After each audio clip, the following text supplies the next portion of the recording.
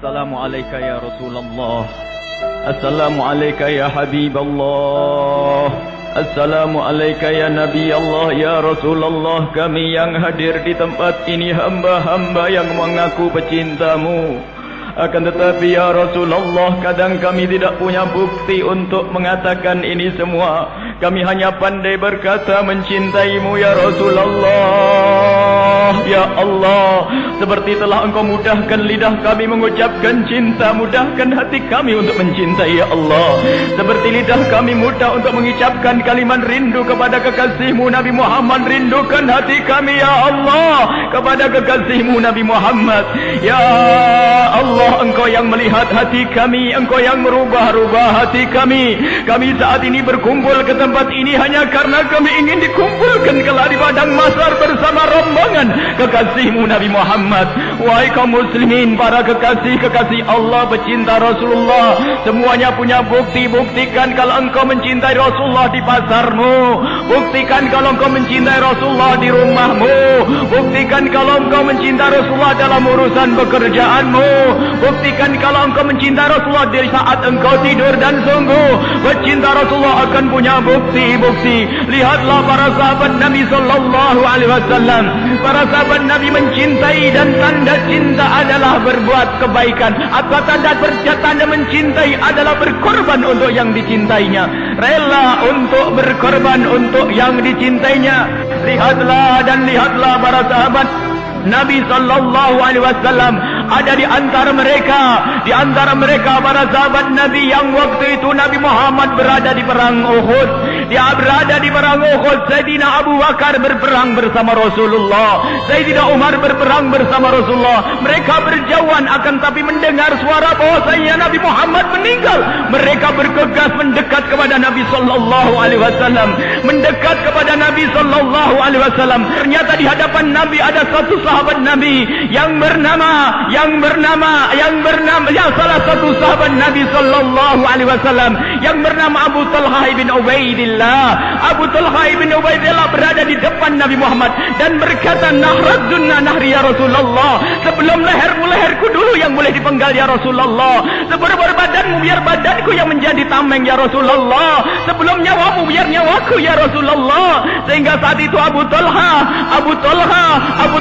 akan serangan dari musuh yang ingin menghujam Rasulullah sallallahu alaihi wasallam, sehingga Abu Talha meninggal seketika saat itu dan ditemukan dalam badannya seperti tombak karena penuh dengan anak panah. Seketika Nabi Muhammad berkata, "Saksikan, wajib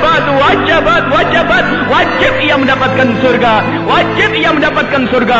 Di saat seperti itu Sayyidina Abu Bakar As-Siddiq dan Sayyidina Umar bin Khattab kemudian datang, dan di saat itu ternyata ditarik oleh satu sahabat Nabi yang bernama Abu Ubaidah. Abu Ubaidah menarik Sayyidina Abu Bakar. "Abu Bakar, engkau dulu pernah hijrah ke Nabi Muhammad bersama Nabi Muhammad. Engkau mendapatkan kemuliaan.